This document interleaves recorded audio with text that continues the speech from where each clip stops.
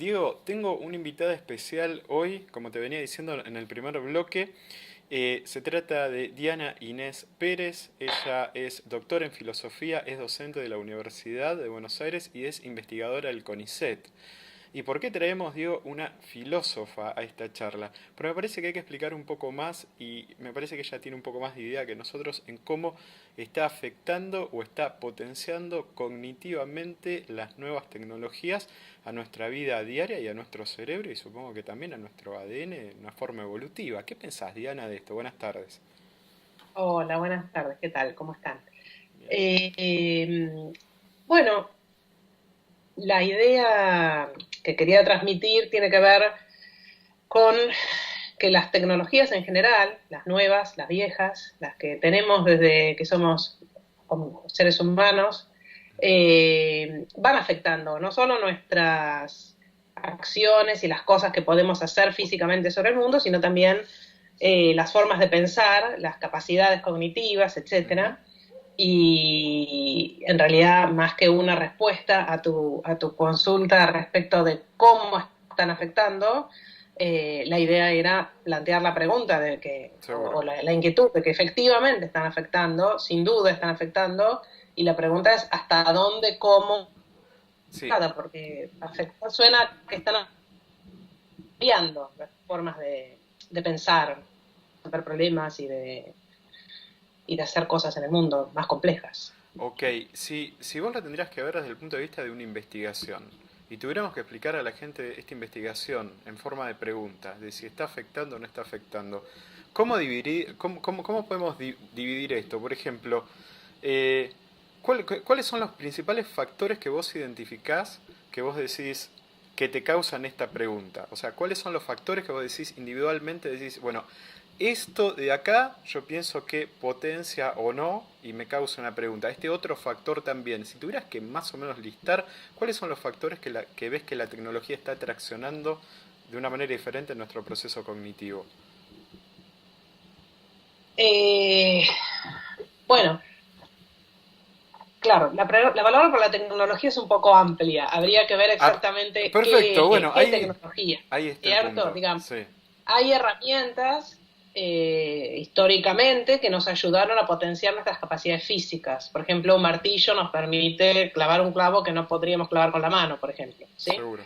Y hay herramientas que también son físicas, por ejemplo, qué sé yo, la creación de la escritura o la creación de la escritura alfabética o, por ejemplo, la invención de la escritura de los números, incluyendo el cero y las capacidades que tenemos, herramientas físicas, bueno, en este caso son simbólicas, además de físicas, pero con las que podemos interactuar físicamente, y entonces genera capacidades cognitivas que teníamos o que no eran mucho más limitadas antes de las vamos a llamarlo.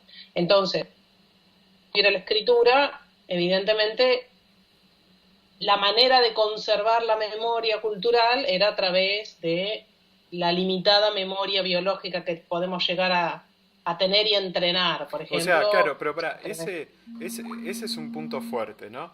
Cuando vos decís que en un momento el hombre no tenía un soporte papel de lo que pasaba, y eso un poco me hace acordar a la época del Renacimiento, en donde la invención de la imprenta no solo hizo el spread de información mucho más rápido y causó todo el cambio en el Renacimiento, sino que también perpetuó el conocimiento de una manera material, porque el conocimiento, el generar una invención, moría con la persona o era distorsionado el concepto de lo que había inventado porque no había una manera de perpetrarlo de manera física. ¿Es esto a lo que te referís? exactamente, o sea, la escritura es bastante anterior a eso, yo estaba pensando más bien en la escritura, incluso en tablas de piedra, por ejemplo, en la Ujú. antigüedad, pero es cierto que la posibilidad de replicar, por ejemplo, automáticamente a través de la imprenta, en este caso, un libro, en lugar de tener monjes medievales escribiendo Interpretando. el libro, como Claro. vimos alguna vez en El nombre de la rosa, te permite que ciertas cosas que tenés almacenadas, cierta información que tenés almacenada, eh, sea más difícil de perder, digamos. Según la Biblioteca de Alejandría, y seguramente hay un montón de cosas que se perdieron, qué sé yo soy filósofa y a nosotros partes de la obra de Platón o de Tele, justamente por el 2500 años que nos separan, en algún momento desaparecieron materialmente, con lo cual no las tenemos con nosotros. Obviamente la imprenta hace que haya una mayor cantidad de cosas que eventualmente se puedan conservar, aunque por supuesto siempre los soportes físicos pueden desaparecer. Ujú. Y ahora tenemos Internet, donde tenemos almacenado una cantidad muchísimo más grande de información que la que nos da el tiempo material de imprimir libros o de imprimir artículos o de lo que fuere. De hecho, qué sé yo, no sé, la revolución que hay en la academia desde que tenemos revistas online y que tenemos bibliotecas online y la posibilidad que nos da de acceder a información para el trabajo que hacemos es impresionante, ¿no? Y, ¿Y qué pasa con el exceso de información, ¿no? Porque hoy día, como vos bien decís, están sumándose múltiples orígenes de datos. En lo que es Internet también, por ejemplo, lo que es Wikipedia, es datos que cualquiera puede subir y uno no tiene la certeza que lo que encontró es lo que realmente buscaba. Entonces, ¿cómo afecta este exceso de información y qué cosas nuevas suma en nuestro día a día? Bueno, es una excelente pregunta y está íntimamente relacionada con algo que a mí me parece muy importante, que es la cuestión de, digamos, dado que, por ejemplo, en este caso concreto, tenemos más acceso, más memoria a cierta información gracias a Internet, eh, seguramente no es razonable memorizar tantas cosas como tenía que memorizar un griego antes de la escritura para recordar qué es lo que había pasado en la guerra de Troya, por ejemplo. Ahora podemos leer un libro, podemos ver una película, entonces, y la tenemos disponible adelante nuestro cuando lo queremos. Entonces, la pregunta es, bueno, dado que la forma de acceso a la información ahora es mucho más rápida, pero también es cierto que como hay más información, tenemos, digamos, que dudar de la credibilidad de cierta información, porque no toda es igualmente creíble, tal vez las herramientas que tendríamos que tener nosotros, los chicos cuando estudian en la escuela, etcétera, es, en lugar de memorizar ciertas cosas, aprender cómo chequear la credibilidad de lo que encontramos en la web, ¿no? investigar, Entonces, digamos. no, lo que te iba a decir es que, por ejemplo, un trabajo de, digamos, a mí, yo tengo hijos que fueron a la secundaria en época ya de Ujú. internet, y con las computadoras en la escuela, etcétera, y claro, les decían, bueno, hagan trabajos de investigación. Ahora hacer un trabajo de investigación es la cosa más fácil del mundo. Ponés la palabrita en internet y tenés datos. El Ahora, rincón del el vago. profesor lo que tendría que hacer es preguntarle de qué fuente lo sacó y discutir con los alumnos qué credibilidad tienen esas fuentes para ver si esa supuesta investigación que estuvieron haciendo es una investigación razonable, bien hecha, con fuentes fidedignas, o es Wikipedia donde cualquiera sube cualquier cosa y uno no puede confiar en que lo que esté ahí sea realmente aceptable. Ujú. ¿Y cómo afecta esto a nivel, o te imaginas cómo está afectando a nivel, cómo te puedo decir, como si fuera cerebral, cognitivo, el hecho de no tener que memorizar más nada o no tener que hacer un exceso de sobrecarga mental de datos, y ahora estamos como ocupando la cabeza en otro nivel, como si fuera tecnológico, de procesamiento? Antes usábamos como los recursos de nuestro cerebro para almacenar y a su vez procesar. Hoy en día podemos descargar un poco más la memoria, podemos hacer un uso más intensivo de lo que es nuestro poder de procesamiento. ¿Cómo ves o sea, ha- habrá un cambio detrás de eso cognitivamente en Es nuestras bueno. cabezas? Este, bueno, qué sé yo, los cambios tecnológicos son un camino de ida, o sea, es muy difícil volver para atrás. Bueno, claro, excepto que pasen catástrofes, ¿no? Pero es muy difícil volver para atrás. Y digamos, la realidad es que estamos cambiando y está cambiando nuestra relación con el conocimiento en general y está cambiando y debería cambiar las formas en las que, por ejemplo, educamos a las generaciones más jóvenes, porque Ujú. evidentemente la manera en la que nos educaron a nosotros ahora resulta poco operativa, digamos, dadas las herramientas que tenemos a nuestra mano. Por lo tanto, todos estos cambios son los que hay que pensar. que sea bueno o malo, digamos, para empezar es imparable. Y la pregunta sería, ¿para dónde nosotros querríamos que vayan? En lugar de preguntarnos si son buenos o malos, que no sabemos muy bien en qué sentido. Y ahora, de nuevo, ¿cómo crees que esto, más allá de la tecnología, obviamente es un cambio de ida y es como, como querer cambiar el tiempo, ¿no? Decir, bueno, ¿qué pasa si no hubiera pasado, no sé, la Segunda Guerra Mundial? Y bueno, no lo puedes saber nunca qué hubiera pasado porque eso no se puede rebobinar y no se puede retroceder. O sea, la tecnología sí o sí es un cambio que es continuo. Eh, más allá de eso, ¿vos pensás que se darán cambios cognitivos de cómo entendemos las cosas, de cómo las pensamos, de cómo nos comunicamos? Yo no sé si yo vi que vos estudiaste mucho la materia de lo que es la comunicación y el lenguaje. ¿Vos no querés que nuestro lenguaje ya cambió en todo este mundo de emoticons, en todo este mundo de mensaje de texto y palabras abreviadas? Bueno, sí, a ver, por ejemplo, el tema de los emoticones para mí es un tema muy interesante, porque evidentemente nuestra comunicación, recién era cara a cara, ahora está apagada la cámara, Ujú. nuestra comunicación por un lado es verbal, pero hay gran parte de nuestra comunicación que es gestual, ¿sí? Que tiene que ver con las caras que ponemos, por ejemplo, ante las preguntas que nos hacen, o cómo miramos ciertas cosas, o hacia dónde dirigimos la mirada, o si estamos sonriendo mientras hablamos o no, etcétera. Entonces, todo este tipo de comunicación que no es verbal, de alguna manera me parece que los emoticones lo que tienden a hacer es recoger esa parte de nuestra comunicación que, digamos, la palabra sola no refleja, ¿no? Entonces, en ese sentido, no estoy muy segura que los emoticones sean un cambio, sino que en todo caso es un agregado al chat puramente escrito, digamos, al chat verbal, Ujú. que en algún sentido hace más parecida la interacción a través del chat a nuestras interacciones reales cuando estamos cara a cara con alguien hablando, que si no hubiera esas cosas, ¿no? Entonces, no estoy muy segura que los emoticones sean algo que realmente cambien sustancialmente, sino que más bien vienen digamos, a replicar de una manera tal vez más exacta, bueno, para decirlo de alguna manera, o más parecida a las formas en las que nos comunicamos cara a cara en la vida cotidiana, ¿no? Pero de cualquier manera, dejando de lado el caso ese, que para mí es un caso muy interesante, porque me interesa mucho lo que es la comunicación no verbal, además de Ujú. la comunicación verbal, eh, digamos, sin duda, eh, puede llegar a ocurrir, esto es parte de futurología y siempre la futurología es compleja, pero si algo hacemos los filósofos, así como la gente que hace literatura, es imaginarnos escenarios posibles y pensar qué pasaría si, no qué hubiera pasado si no, pero sí qué pasaría si, bueno, las dos cosas.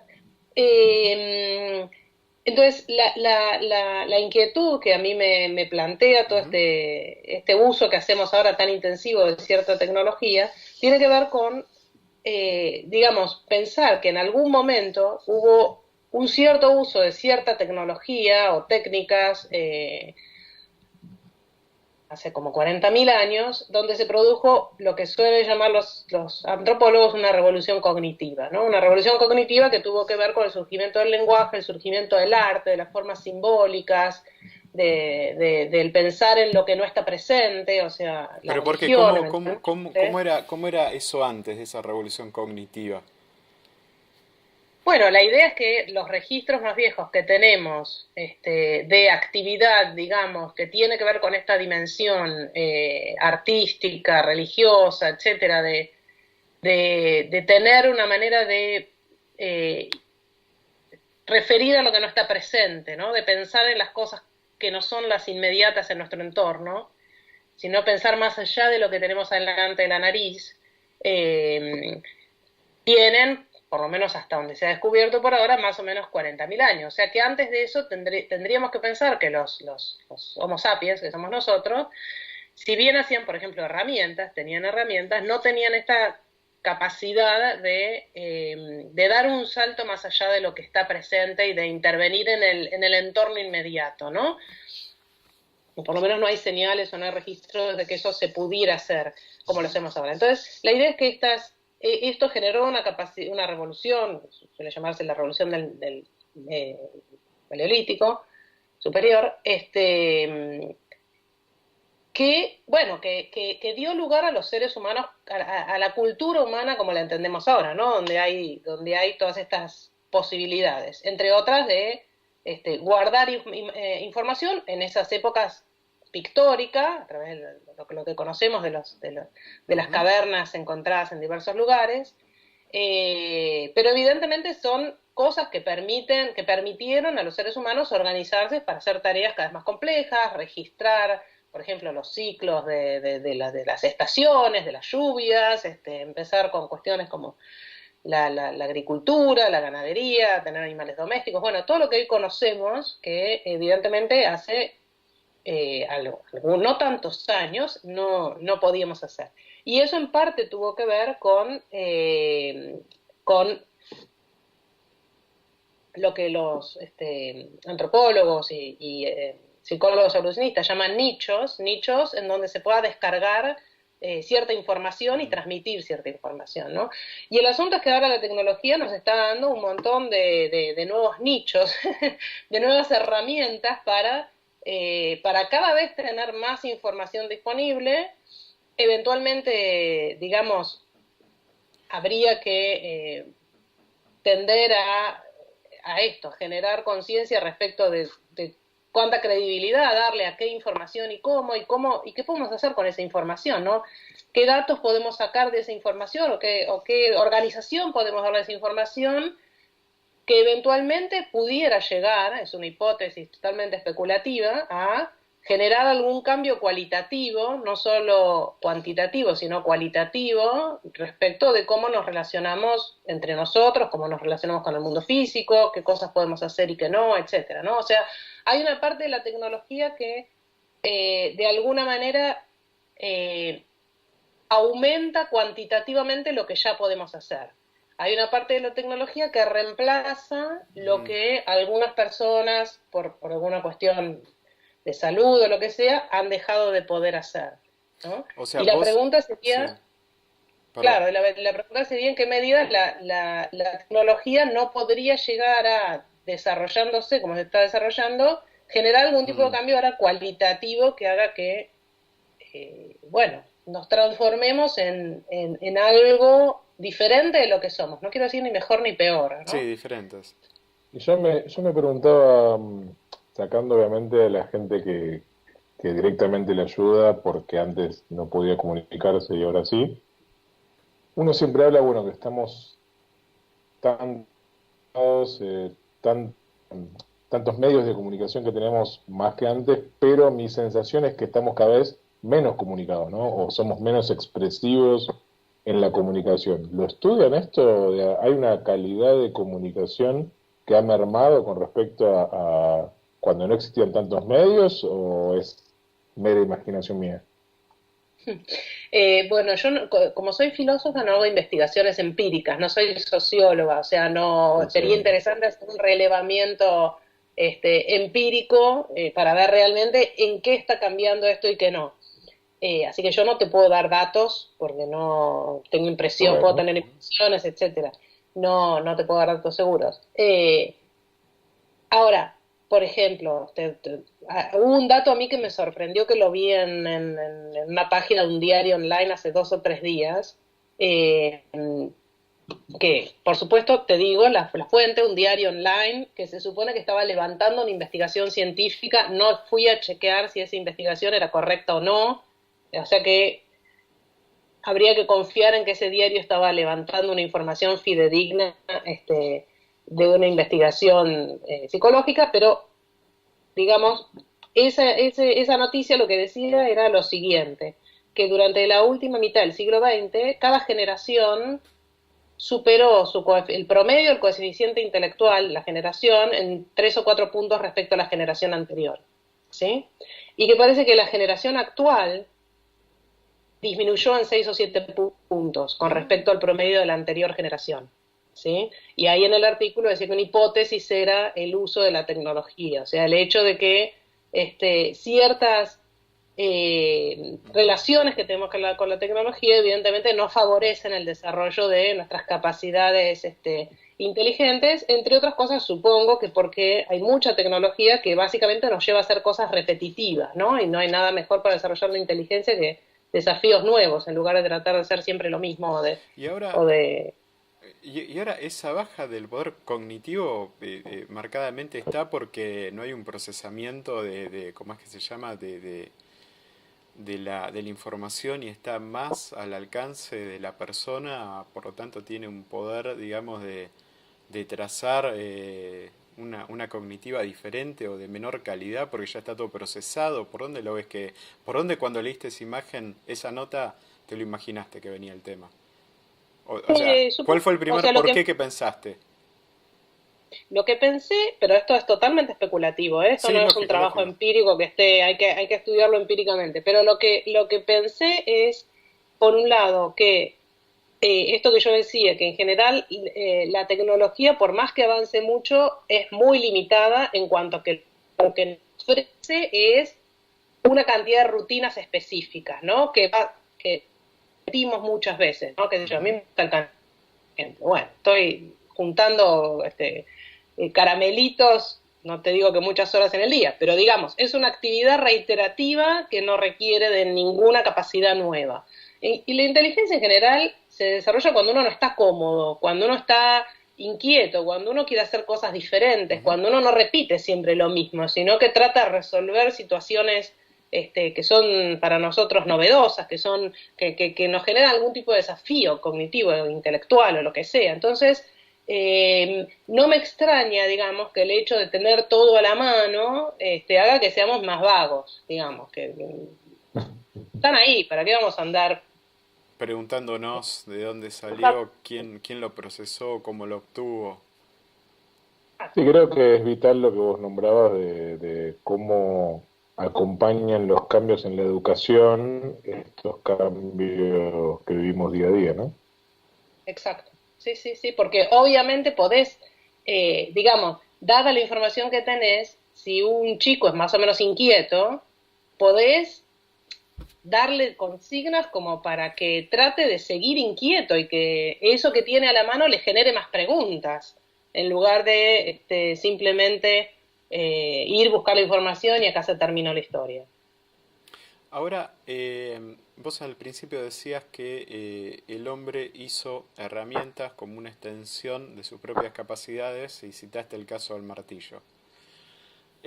Podríamos decir también que el procesamiento de la tecnología o la tecnología per se, llámese como una manera de superalmacenamiento de información y acceso súper rápido a la información, vos lo ves también como un martillo, pero esta vez mental, que nos hemos creado, por lo tanto nos va a capacitar, ya por lo menos desde el análisis simplista, nos va a dotar de una nueva, digamos, eh, ¿cómo te puedo decir? Como si fuera una nueva capacidad, que es el quizás, no sé si pensar más rápido, pero llegar a conclusiones quizás inexactas, pero de una manera mucho más rápido y mucho más abarcativas.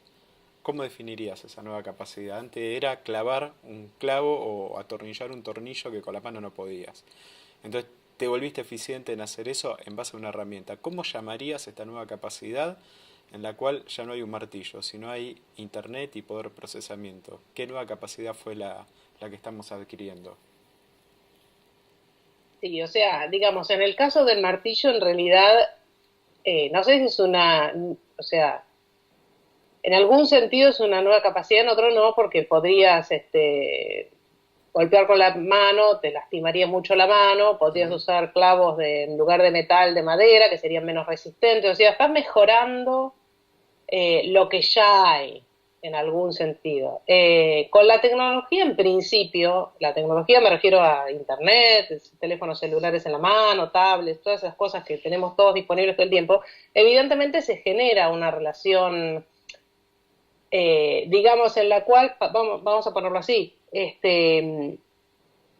muchos de nosotros vivimos con nuestro celular al lado. ¿Por qué? Y bueno, porque tenemos ahí comunicación con la gente, porque tenemos datos, no nos acordamos de algo y en lugar de tratar de hacer memoria asociando con otras cosas, vamos y buscamos en internet y resolvemos el problema buscando. Ujú. Entonces, bueno, evidentemente se hizo en ese sentido parte de nosotros, más bien como el bastón de un ciego o algo por el estilo, ¿no? En el sentido de que tenemos una herramienta que nos permite resolver de una manera eficaz, rápida y confiable algo que antes hacíamos más trabajosamente, por eso decía lo de ser más vagos. Sin ese aparato, ¿no? O con más dificultades o con más riesgos, digamos, de equivocarnos, por ejemplo. Entonces, en ese sentido, la tecnología se une con nosotros y nos permite hacer las cosas más eficientemente y más rápidamente y con más certeza. ¿Eso va a cambiar sustancialmente nuestras capacidades cognitivas? Y bueno, esa es la pregunta. Yo no puedo hacer mucha futurología, no sé si lo va a cambiar. Eventualmente hay cosas que parecen que podrían estar generando en nosotros capacidades que no teníamos. De hecho, digamos, depende de qué programas usemos, pueden hacer cosas Sí, podemos que uno... hacer cosas, digamos, ¿no? como diferentes. Más allá de esto, digamos, tampoco podemos llegar a comparar lo que es este nuevo avance tecnológico de estos últimos años con la historia que hemos vivido o creado como seres humanos, porque no hay nada, creo que se le asemeje a lo que está pasando en este momento, la superconectividad absoluta, la supercomunicación absoluta, el superconocimiento de dudosa calidad o no, pero absoluto también, accesible de cualquier momento y con una manera de obtener un dato por arriba de lo que nosotros podíamos tener antes. Es imposible de poder llegar a trazar como una paralela contra algo que hayamos vivido. Yo creo que lo único que se asemeja es la era del Renacimiento, pero dista cientos y cientos de años, miles luz de lo que eso significó a lo que estamos viviendo ahora. Y si decimos, si la era del Renacimiento hizo un cambio cognitivo en la gente que lo participó, no sé. Ahora, este es mucho más fuerte. Sí, es más fuerte. También, por eso yo no soy educadora, soy filósofa y madre, pero también es muy importante, digamos, la imprenta hizo un cambio, Ujú. pero de cualquier manera los libros los compraba poca gente y no todo el mundo sabía leer y escribir, ¿no? En realidad, un cambio importante me parece masivo, si las cuestiones son cambios masivos, es lo que pasó durante el siglo XX, sobre todo en la segunda mitad del siglo XX, donde básicamente no hay analfabetos, o en gran parte del mundo, mucho más grande que antes, no hay analfabetos, ¿no? Entonces hay mucha más gente que tiene realmente acceso a un montón de información que antes mucha gente no tenía, ¿sí? Y con la tecnología uno podría decir lo mismo, bueno, ¿cuánta gente tiene accesible esta tecnología? ¿Qué tipo de tecnología? Eso masivamente, ¿qué impacto puede llegar a tener? No más allá de, digamos, una pregunta es la pregunta por la revolución o por la ampliación de las capacidades cognitivas de personas particulares, ¿no? Que bueno, cada uno de nosotros en la medida en que pueda llegar a, digamos, la educación es una revolución cognitiva, si queremos, o ese tipo de cosas. Y otra cosa es a nivel global, ¿no? Y a nivel global está la pregunta también bueno, cómo se distribuyen este acceso a la tecnología, internet, etcétera, o no. Y por eso la pregunta además es no solo cuánto de hecho se distribuye, cuánto debería distribuirse y cuánto querríamos y cómo que se distribuya para qué, ¿no? Para hacer qué, para lograr qué, para que nuestra sociedad sea cómo, ¿no? Y estas son también preguntas que me parece que es importante tener presente, ¿no? ¿Quién? Diana, me quedé con esto que decías de que deberíamos empezar a pensar a dónde queremos llegar, ¿no? Con estos cambios tecnológicos, qué esperamos obtener como persona, como sociedad. Pero me pregunto qué tan factible es esto siendo, o sea, hacer tanta premeditación, siendo que los cambios tecnológicos son muy rápidos y muchos en un corto periodo. Por otro lado, ¿quién debería ser, ¿no? El que dictamine o emita un juicio a ver si hacia dónde estamos diciendo de ir es bueno para la masa, para la persona, para la sociedad. Bueno, mira, hay dos cosas interesantes ahí.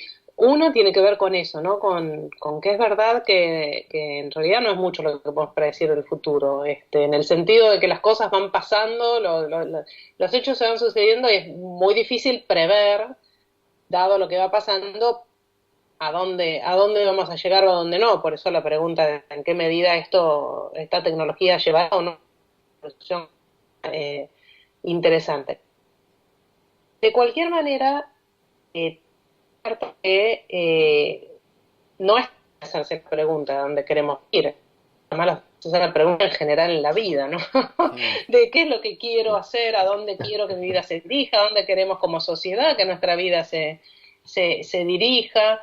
Y es una pregunta que, por supuesto, cada uno de nosotros tendría que plantearse individualmente y que tendríamos que resolver como sociedad. En una sociedad democrática, presumiblemente, delegamos en nuestros representantes la posibilidad de decidir ciertas cosas, por ejemplo, regulando ciertas cuestiones, haciendo leyes, digamos, hay muchos avances, no solo tecnológicos, sino también científicos, que están por delante de la legislación, como por ejemplo toda la cuestión de la reproducción asistida, en fin, hay una cantidad de cambios que es cierto que son muy rápidos y es cierto que, digamos, si no nos ponemos a pensar cómo queremos que el mundo futuro sea y lo discutimos como sociedad y legislamos eventualmente en un sentido o en otro, bueno, quedamos a merced de las manos no sé, del mercado, de quién puede generar qué para su conveniencia tal vez económica, dado que estamos en una sociedad capitalista.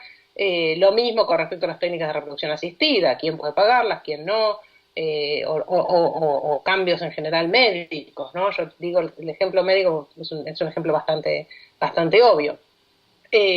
Hoy tenemos también muchas herramientas médicas para solucionar condiciones o para mejorarle la vida a la gente.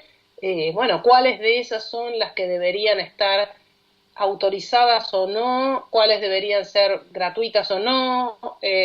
¿Cómo debería distribuirse la posibilidad de acceso a la salud? Bueno, con la tecnología en el fondo no es muy distinto. Si estamos pensando que esto de alguna manera altera nuestra vida cotidiana de una manera significativa. Entonces, en ese sentido,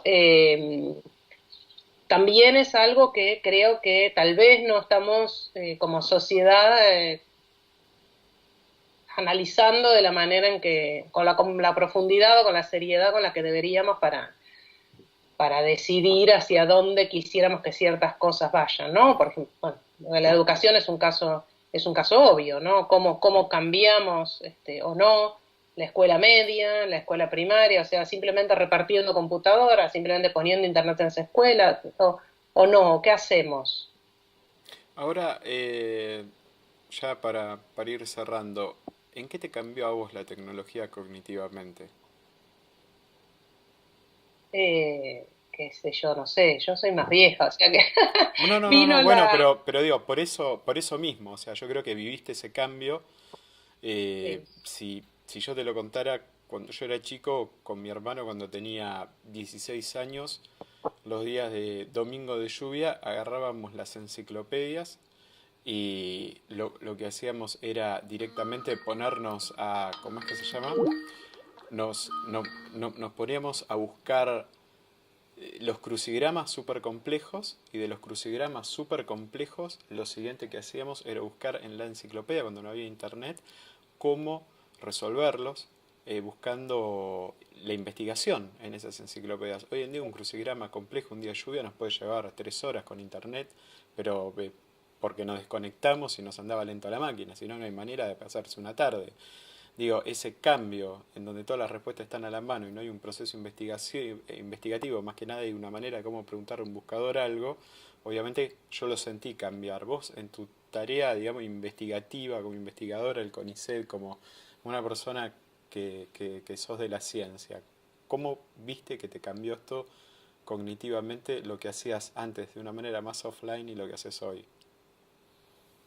Eh, Básico, o sea, digamos, los filósofos básicamente lo que hacemos es pensar. Entonces, en ese sentido, eh, digamos, no hay mucha diferencia, sigo pensando offline, Hmm. pero de cualquier manera lo que sí cambió notablemente, por ejemplo, de cuando era estudiante a ahora, y no me quiero imaginar lo que era antes de que existieran las fotocopias, es el acceso a las cosas tal como ahora se están pensando y se están escribiendo y se están desarrollando en cualquier otra parte del mundo. O sea, yo me acuerdo cuando estudiaba, hice mi tesis de licenciatura, por ejemplo, elegí un tema y claro, primero había que buscar la información, y buscar la información quería decir ir a las bibliotecas disponibles, ver qué libros había, eventualmente sacarles fotocopias, cosas que no deberíamos haberlo leído en la biblioteca y tomar apuntes, pero bueno, o conseguir eventualmente algún conocido, amigo que estuviera en otra universidad con una biblioteca más grande y que nos mande por correo el papel impreso de las Mm. fotocopias de un artículo que queríamos conseguir. Y ahora básicamente tenemos todo al alcance de la mano en un segundo, o sea, la cantidad, de nuevo el tema, la cantidad de información disponible que uno tiene para poder llevar adelante una investigación es tan grande que es casi imposible desbrozar qué es lo que uno debería leer. O sea, ahora cambió la dificultad no es no encuentro la información, es tengo tanta que no me da el tiempo vital para leerla, ¿cómo hago para ver qué selecciono, qué leo primero y qué dejo de leer para seguir adelante con mi investigación, ¿no? Eso realmente Mm. es un cambio sustancial, ¿no? Por eso te digo, o sea, lo que uno tiene que aprender ahora son otras cosas, no es cómo rebuscárselas para conseguir el artículo, sino es qué puedo hacer para podar el exceso de información y concentrarme en la información Mm. que realmente va a ser útil para lo que quiero hacer y no me voy por las ramas, ¿no? Genial. Eso es un cambio fuerte en Sa- cuanto a lo que uno ¿Sabes? puede hacer o no. ¿Sabes, Diana, que nosotros hacemos al final algunas conclusiones? Porque los dos somos del ámbito de la tecnología. Y las conclusiones para explicarle, creo que a la gente que nos sigue y que es tecnológica, y esto capaz que te lo vas a tener que explicar después a vos, es un poco como que tenemos hoy una, tenemos una velocidad de acceso a los datos historiados mucho mayor al nivel de procesamiento que tenemos. Entonces, en todo momento, al estar todos los datos, digo, decime vos qué opinás de esto. Siento como que le conectamos a un cerebro que está hecho para procesar y para resolver algoritmos un super disco rígido, un super nivel de storage absolutamente grande, que hoy en día el poder de procesamiento quedó corto, que la cantidad de información es mucho mayor a la que puede procesar la gente, y sin duda el nivel de dato no es puro, es un dato con mucho ruido, el cual ya hay una parte compleja que es la de resolver qué es dato y qué no es dato. Eh, pero sin duda es muy interesante de pensarlo de manera, desde el punto de vista tecnológico. Le hemos conectado, digo, un super storage a un cerebro y ahora no sabemos, o sea, ya no hay que esperar a que el dato venga. El problema es saber si el dato Sí, es el yo, dato y cómo lo resuelve el cerebro. sí, yo creo que estaba tratando de pensar algún día en que yo me pusiera a discriminar la información que encuentro. Realmente creo que hoy día en nuestro trabajo buscamos mucha información, formas de hacer las cosas y es muy difícil que nos pongamos a analizar realmente la veracidad, quizás tomemos un poco de uno, un poco de otro, pero eso me parece muy interesante en la cantidad de información que hay, que lo pudiéramos empezar a hacer. Y me parece muy bueno esto que plantea Diana, decir, bueno, ¿hacia dónde queremos ir, no? Porque hoy yo me encuentro y haciendo cosas, pero la realidad es que esta pregunta no me la hago, me dejo llevar por la excitación de hacer cosas nuevas y investigar e implementar cosas nuevas más que para qué lo quiero, ¿no? Y yo creo que eso es muy interesante porque uno ahí también tendría que ver cómo se diferencia uno de la inteligencia artificial, ¿no? Porque hoy día yo puedo buscar, no sé, un significado de la misma palabra, encontrarla en 100 lugares y puedo poner a una máquina con machine learning, aprender y ver cuál es igual a otro, cuál no, entonces ahí discernir, ¿no? Dentro de esas N orígenes de datos, saber cuál es la que se repite o es similar entre las otras, ¿no? Entonces, ahí me pregunto, ¿cómo podemos nosotros como seres humanos diferenciarnos de esta inteligencia artificial que podría ser esto? Entonces, ¿cuándo dejamos de ser útiles y pasamos directamente a preguntarle a todo a la inteligencia artificial? Excelente, excelente. Diana, te súper agradecemos el tiempo y haber hecho esta conferencia hoy. Fíjate, en un día que era un día de paro, que no se podía llegar acordemente a la ciudad, a poder ir al estudio. Tuvimos que usar tecnología y estar de una manera más conectado y eso nos puso en una posición no de confort. Y ahí es donde tuvimos que pensar y elaborar esto un poco mejor. Te súper agradecemos esta comunicación.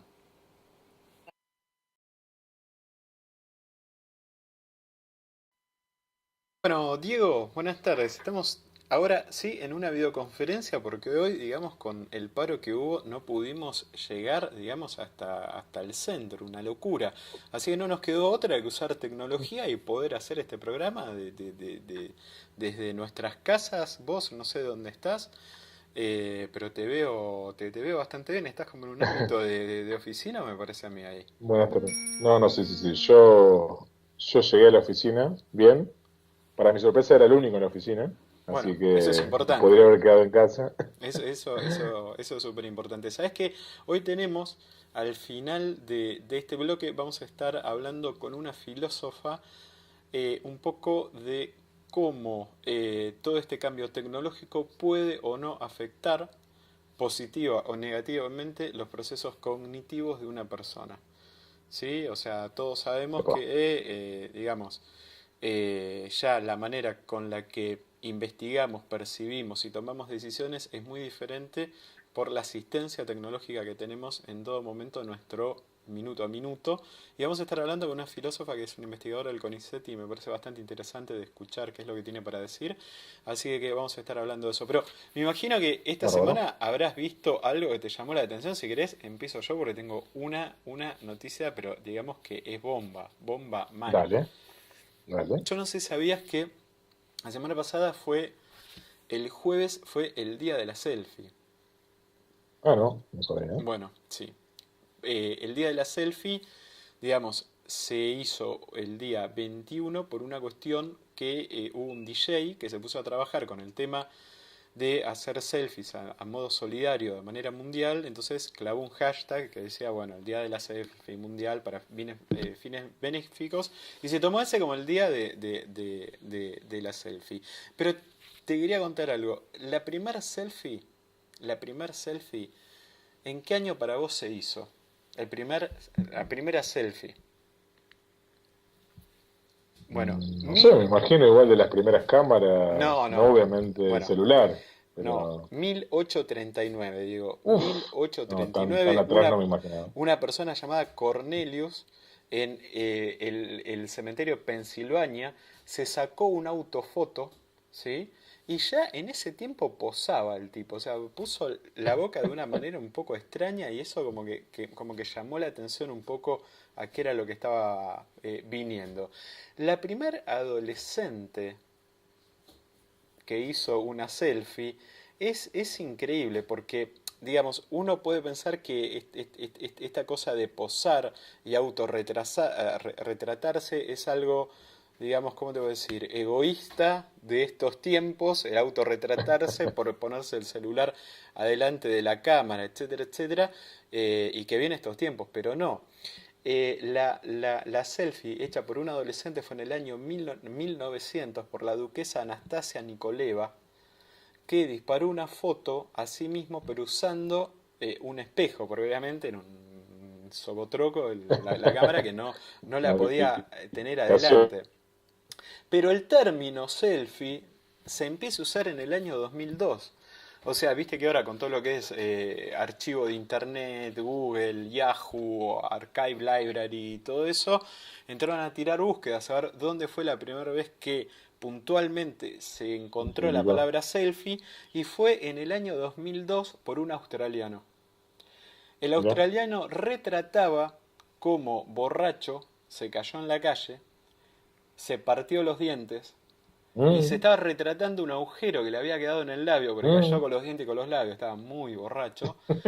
Entonces él dice, esto es lo que me pasó, miren el agujero que me dio en la cara, y dice, perdón por el foco, porque fue una selfie. Ahí es donde se nombra por primera vez en el año 2002, en donde él acuña el término selfie y de ahí en más la palabra selfie se empezó a repetir en diferentes contextos hasta que llegó a ser el boom de lo que fue. Yo creo que la consagración de la selfie fue en el Y- año 2014 con la selfie que hizo DeGeneres con Brad Pitt en la entrega de los Oscar y que fue, creo que recolectó 2.4 millones de interacciones en 24 horas de lo y que... decime una cosa, el que primero acuñó la frase se está llenando de oro hoy, ¿no? Imagino No, no que la cobró nada. registró y está cobrando por No, no, 10 no, no. centavos por cada vez que la usamos. Acá no hubo manera de registrar esto, pero sí atrás de todo movimiento, digamos, novedoso, aunque no lo creas, se forja con sangre. ¿Sí? Mm. O sea, para que te des una idea, en el año 2014, en el mismo año que explotaba la selfie con lo que pasaba en los Oscar, morían alrededor de 27 personas por hacerse selfies. Mm. ¿Sí? La mayor cantidad de sangre a esta historia la aportó India. Croacia, que tanto nos dio para entretenernos la semana pasada, No tiene, me deprimas, por favor. tiene 5 muertos por selfie en lo que va de Mm. la historia, de los cuales 4 fueron por electrocución.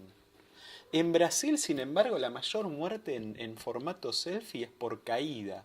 Y es un poco qué hay en cada ¿Cómo país, haces para ¿no? matarte con una selfie?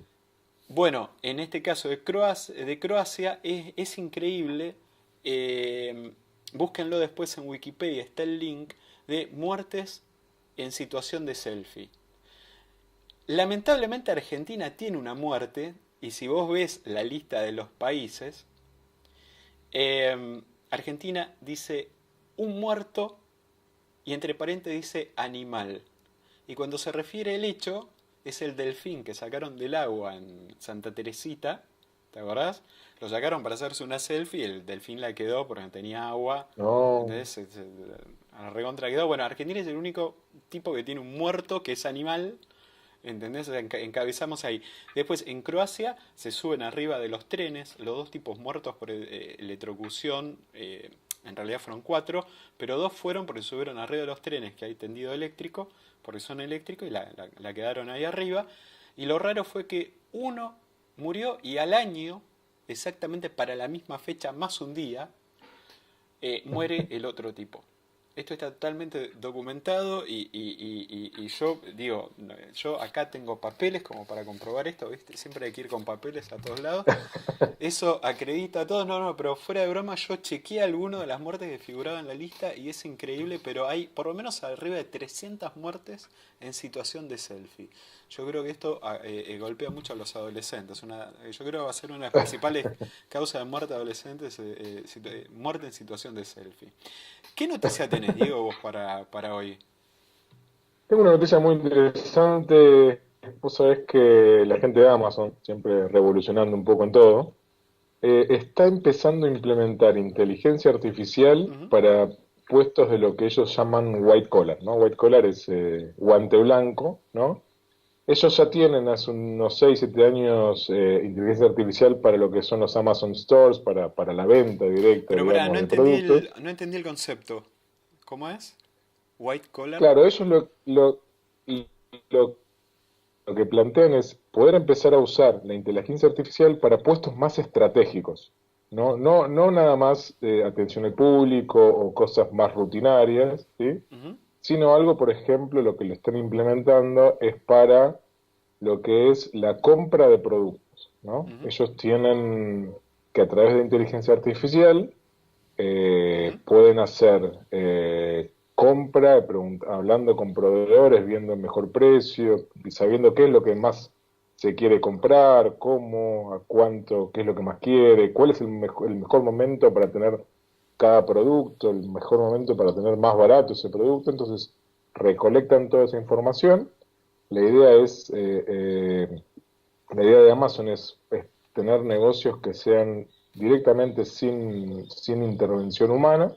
Ujú. Hoy día se está usando esto, están habiendo algunas intervenciones humanas, pero la idea es apuntarlo a que no haya, ¿no? Entonces, puestos de donde hoy día se están pagando unas 6 cifras anuales, la idea es recortar. Wow, wow, wow. Durísimo.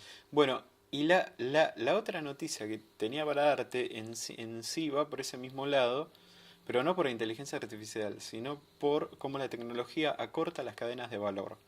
Por ejemplo, digamos, una metodología que se usa en China bajo la red WeChat, que es como si fuera el WhatsApp de nuestro, y en China tiene 1.000 millones de usuarios. Imagínate lo que es eso, ¿no? O sea, 1.000 millones de usuarios. Y la metodología de compra se llama Tuangou. Tuangou, la traducción del chino vendría a ser como compra en grupo, ¿sí? Ajá. Entonces, ¿qué es lo que hace? Sale, por ejemplo, Sony y dice, voy a vender 40.000 televisores a $200.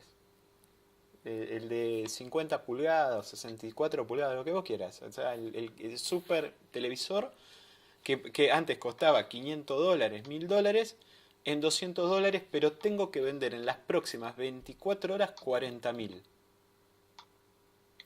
Entonces, sacan la oferta en las redes sociales. WeChat, a diferencia de WhatsApp, sí contempla todo lo que es la cadena de venta adentro del Ajá. mismo WhatsApp, digamos. Es una gran diferencia que tiene con WhatsApp. Y entonces, ¿qué es lo que pasa? Vos te suscribís y decís, bueno, sí, yo compro uno. Y a su vez, si vos viralizás y a través del link que vos le mandás a tus amigos porque compartís la oferta con tus amigos dentro de la red, te van a ofrecer a vos un descuento extra. A eso lo llaman sobre rojo. Ellos tienen algo que es muy de China, que dar un regalo en un formato de sobre rojo. Entonces, para que te des una idea, un jean que cuesta $50 lo bajan a $8 ya por ser el formato, vendo 40.000 en las próximas 24 horas. Y con el descuento que te dan por sobre rojo, por haber repartido entre tu grupo, baja $4. Uf, Estamos hablando de los regalos. 50 a 4. De 50 a 4. Pero el problema no es ese solamente. El problema es que mataron toda la cadena que estaba en Sí. el medio. Vendedores, store, todo murió. Y la única interacción es la marca, la empresa, el factory, el tipo que lo distribuye, o sea, DHL, Correo Argentino, el que vos quieras, y el tipo que le golpea la puerta de la casa. Y se acabó. Y ya no hay más nada.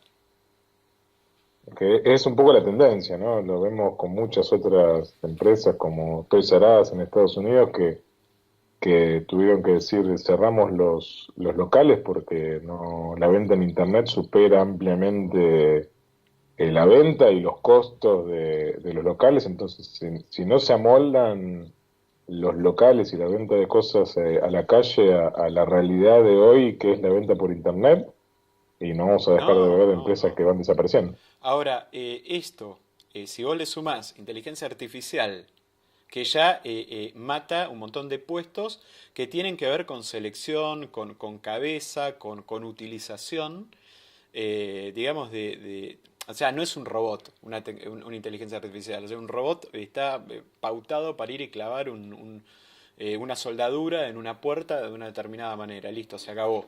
Ahora, el problema es cuando vos te cargas toda la parte de inteligencia artificial para sacar una gran cantidad de gente digamos, que se le usa el cerebro de una determinada manera. Después vos te cargas a toda la mano de obra, que en realidad lo que pone esa gente es el cuerpo. Y después, ahora te cargas toda la cadena de valor con una compra directa, fábrica, gente. No, yo no sé quién va a laburar acá. Yo no sé quién va a laburar acá.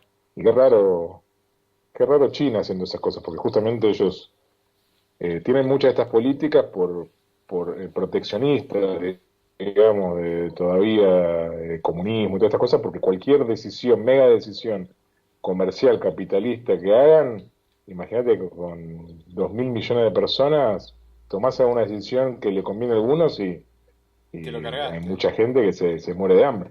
Te lo cargaste. Yo creo que el punto es que la tecnología es un arma que se le da a la gente en la mano. Y es un arma súper potente. Nos puede ayudar y nos puede dejar sin laburo, nos puede dejar sin comer, nos puede dejar sin vida. O sea, es medio apocalíptico. Vamos a hablar un poco ahora con la filósofa, Eh, con Diana. Pero pensaba un poco mezclando con inteligencia artificial y esta noticia que traes. Qué bueno sería tener una inteligencia artificial que me llame y me diga, Diego, ¿estás necesitando un gym más en este momento? ¿Estás seguro?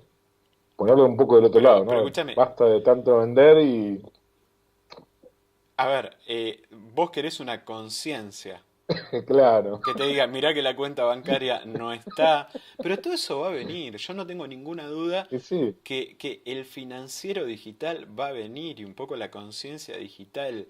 O sea, realmente vamos a ser seres sin límites y totalmente normalizados por tecnología. En donde nos diga, che, mirá que no es el mejor momento de comprarte una tele. ¿Entendés? Y vos discutas como si fuera tu mamá la tecnología. No, pero mirá que está barato. No, esto no está barato. Y te dé buenas razones por las cuales no comprar y vos la impulsividad, ¿entendés? Te la vas a tener que guardar. Digo, si se están poniendo, obvio, a ver, en todo hay una cuota de una mermelada que le untamos la gente de tecnología al futurismo, pero me parece que cuando tiene mucha lógica, ¿viste? Es puntualmente el gato. Eh, pero digo, esto va a pasar y no tiene por qué no pasar. Que la empresa venda directamente a la persona en un costo óptimo y se acabó y no hay más nada en el medio. Las grandes tiendas y superficies comerciales en Estados Unidos están desapareciendo. Y esto es un hecho. Y eso responde a esto. ¿Para qué voy a ir a un store? En todo caso voy a un showroom. No voy a un store a sí. comprar algo. Es más, a mí me pasa que voy a Estados Unidos y alguien me dice, no me compras tal cosa, como si vos salieras a la calle con el auto a buscar un destornillador y lo encontraras. No existe más. Vas a Home Depot en Estados Unidos a buscar un Philip medio rebuscado y el tipo dice, no señor, lo tiene que comprar por internet y mandárselo a su casa. Entonces, ¿para qué tenés esto acá? No, más que nada funciona como si fuera un showroom para comprar el 30% del store que ellos tienen sí online con toda la capacidad. Diego, Sí. vamos al próximo bloque a hablar con Diana, escuchamos un tema musical.